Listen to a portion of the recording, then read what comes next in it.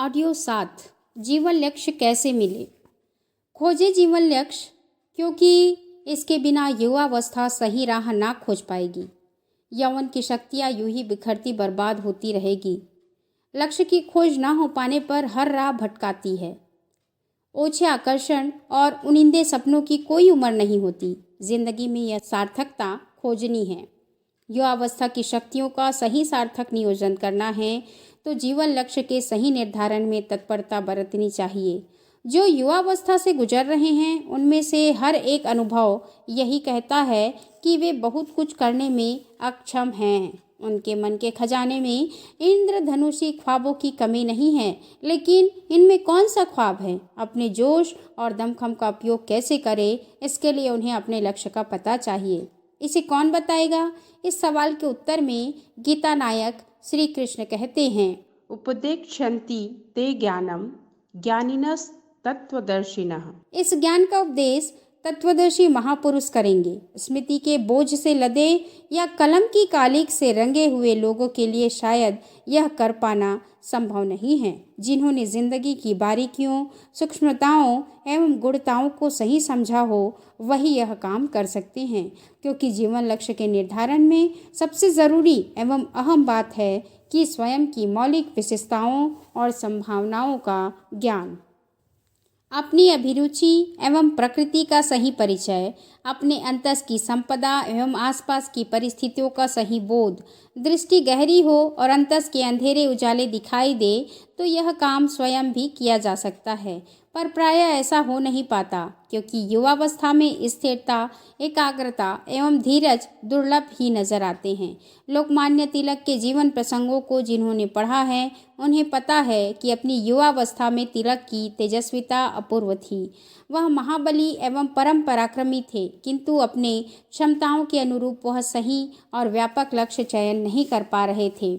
असमंजस के इन्हीं पलों में उन्हें स्वामी विवेकानंद की याद आई, जिसने वह पहले एक रेल यात्रा के समय मिल चुके थे।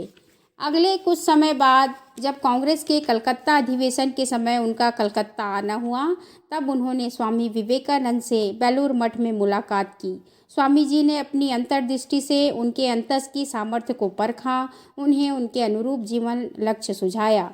तिलक ने भी स्वामी जी के आदेश को सिरोधार्य करते हुए अपनी युवावस्था को इस महत् लक्ष्य के लिए अर्पित कर दिया। लक्ष्य की ओर बढ़ते उनके कदमों से उन्हें बाल गंगाधर से लोकमान्य बना दिया गया। अपने वर्तमान राष्ट्रपति एपीजे अब्दुल कलाम की जीवन कथा अग्नि की उड़ान जिन्होंने पढ़ी है, उन्हें उनके द्वारा दी गई देहरादून की परीक्षा में असफलता का प्रसंग याद होगा। इस असफलता से उनका मन खिन्न था और वे अपने जीवन लक्ष्य को खोज नहीं पा रहे थे। तभी उन्होंने ऋषिकेश आकर दिव्य जीवन संघ के स्वामी शिवानंद से मुलाकात की। इस मुलाकात ने उन्हें न केवल जिंदगी के आध्यात्मिक रहस्यों की ओर उन्मुख किया, बल्कि सही जीवन लक्ष्य खोजने में मदद भी की। जब तक जीवन में ऐसे अवसर ना सुलभ हों, तब तक युवकों को चाहिए कि वे एक डायरी लें और उसके एक पन्ने पर उन बातों को लिखें जिन्हें वे पाना चाहते हैं, जो उनकी दिली ख्वाहिशें हैं। यह लेखन वरीयता क्रम से हो। दूसरे पृष्ठ में क्रमवार वह सब लिखे जिसे कर पाने की क्षमता उनमें है, इसे भी वरीयता क्रम में लिखें। इनका परस्पर मिलान करके वे स्वयं की प्रकृति को परखें और अपनी सबसे अंतरंग चाहत को लक्ष्य बनाएं और अपने सामर्थ्य को तदनुरूप नियोजित करें। हालांकि इस प्रक्रिया में कई संदेह उभरने की उम्मीद है। ऐसे में जीवन लक्ष्य की खोज में इस सूत्र को अपना मार्गदर्शन माने कि जीवन लक्ष्य को संपूर्ण अंतस की गहराइयों को संतुष्टि देने वाला और दूरगामी सत्परिणाम प्रस्तुत करने वाला होना चाहिए। यह कुछ ऐसा हो जिसे पूरा करने में आंतरिक प्रकृति परिशोधित होती चले और बाहरी परिस्थिति से जूझने की क्षमता निरंतर बढ़ती जाए। ऐसा हो सके तो युवाओं में अपने आप ही संकल्प शक्ति जागृत होने लगती है। हो संकल्प शक्ति का विकास। युवाओं में संकल्प शक्ति जागृत होनी ही चाहिए, क्योंकि इसी में युवावस्था की सही व सार्थक परिभाषा निहित है। संकल्प शक्ति आध्यात्मिक ऊर्जा है। यह आत्मा का वर्चस्व और व्यक्ति में स्फुरित होने वाला दैवी चमत्कार है। इसके बलबूते जीवन को परिवर्तित व रूपांतरित करके अनेकों आचार्यों को साकार किया जा सकता है। असंभव को संभव करने वाली महा ऊर्जा यही है। युवा ऊर्जा में यह विकसित और क्रियाशील हो जाए तो हर सपने को साकार होना संभव है। जैसा कि कई लोग भ्रमवश संकल्प शक्ति को हठधर्मिता, जिद्दी या अड़ियल रवैये से जोड़ लेते हैं, वैसा हरगिज नहीं है। यह तो आंतरिक दृढ़ता, स्थिरता व एकाग्रता का समन्वित रूप है। अंतस की समस्त शक्तियों की दृढ़ व एकाग्र सघनता जब चरम पर पहुंचती है, तब व्यक्तित्व में संकल्प शक्ति के संवेदन अनुभव होते हैं। संकल्प शक्ति के अभाव में युवाओं में बहकाव, भटकन बनी रहती है। वे सोचते बहुत हैं पर कर कुछ खास नहीं पाते। सपने तो उनके मनों में बहुत होते हैं, पर उन्हें साकार करने की योजनाओं को क्रियान्वित कर पाना इन युवाओं के वश में नहीं होता। एक अजीब सा ढीला ढालापन, संदेह, द्विविधा, असमंजस, भ्रम की मना स्थिति इन्हें घेरे रहती हैं। अधिक देर तक कोई काम करना ना तो इनका स्वभाव होता है, ना ऐसा करने की उनकी सामर्थ्य होती है। संकल्प शक्ति के अभाव वाले व्यक्ति बड़ी जल्दी हताश, निराश होने वाले होते हैं।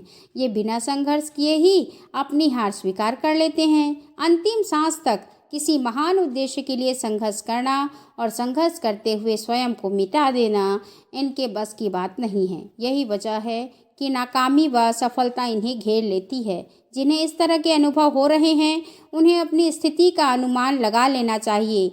एक बार यदि वास्तविकता का आकलन हो जाए तो फिर अंतस में संकल्प शक्ति के जागरण के प्रयास किए जा सकते हैं।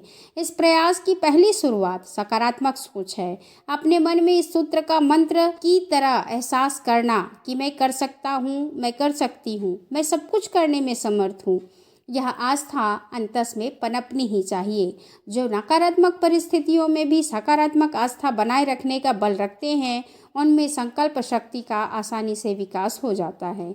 जो इस प्रयास में जुटे हैं, उन्हें चाहिए कि वे अपनी सकारात्मक सोच के विरोधी भावों को भी कोई महत्व ना दें। किसी तरह के संदेह, भ्रम ना पालें, क्योंकि इनसे मानसिक शक्तियाँ बटती, बिखरती एवं बर्बाद होती है। जिन युवाओं ने यह बर्बादी रोक ली, वे बड़ी आसानी से संकल्प शक्ति का विकास एवं इनके प्रयोग कर सकते हैं। इस संबंध में एक सत्य घटना अनिरुद्ध सिंह की है।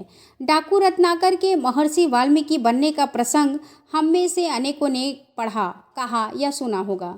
इस प्रसंग में कहा जाता है कि दस्यु रत्नाकर देवर्षि नारद के द्वारा चेताए जाने के बाद दस्यु कर्म छोड़कर तप के लिए संकल्पित हुए और बाद में उन्होंने अपने संकल्प की पूर्णाहुति के रूप में रामायण लिखी। संकल्प शक्ति का यह चमत्कार आज भी सच हो सकता है, यह शायद ही कोई सोचे, परंतु अनिरुद्ध सिंह ने अपने जीवन में इसे सच कर दिखाया। अनिरुद्ध सिंह बिहार में मुजफ्फरपुर जिले के औराई प्रखंड के राजखंड गांव के रहने वाले हैं। बीते समय में मोतिहारी के कुख्यात डकैत गिरोह दीवान खाल सुल्तान गिरोह के सरगनों में इनकी गिनती होती थी। इस जिले के लोग उनके नाम से भय खाते थे। दस्यु कर्म के इस दलदल से निकलना इतना आसान नहीं था, परंतु वह संकल्प ही क्या जो विकल्पों के भंवर में फंस जाए। बस इसी सकारात्मक सोच भरे दृढ़ निश्चय के साथ उन्होंने दस्यु से शिक्षक बनने की ठान ली। इस कोशिश में उन्होंने 1987 में राजखंड स्थित भैरव मंदिर के यात्री शेड में गरीब बच्चों को ट्यूशन पढ़ाना शुरू किया। 2001 में बच्चों की संख्या बढ़ने के बाद मंदिर के यात्री विश्रामशाला में विधिवत स्कूल खोलकर निर्धन छात्रों को पढ़ाने में लगे। भले ही अभी तक उनके स्कूल में बुनियादी सुविधाएं नहीं हैं, लेकिन यहाँ शिक्षा ग्रहण कर रहे बच्चों और उनके अभिभावकों में भविष्य की उज्जवल आशा एवं आत्मसंतोष जरूर है। लगभग 100 गरीब बच्चों को अलग अलग पालियों में शिक्षा देने वाले अनिरुद्ध सिंह का कहना है कि हमारे पास सुविधाएं भले ही ना हो, पर मजबूत संकल्प है। जिस संकल्प शक्ति ने मुझे बदला, वही चमत्कार मैं इन बच्चों में होते हुए देखना चाहता हूँ। ऐसा होगा जरूर। ये गरीब बच्चे भी एक दिन कलाम एवं किरण बेदी बनेंगे। यदि मैं ऐसा कर सका तो समझूंगा कि मैंने अपने पापों एवं अपराधों का प्रायश्चित कर लिया।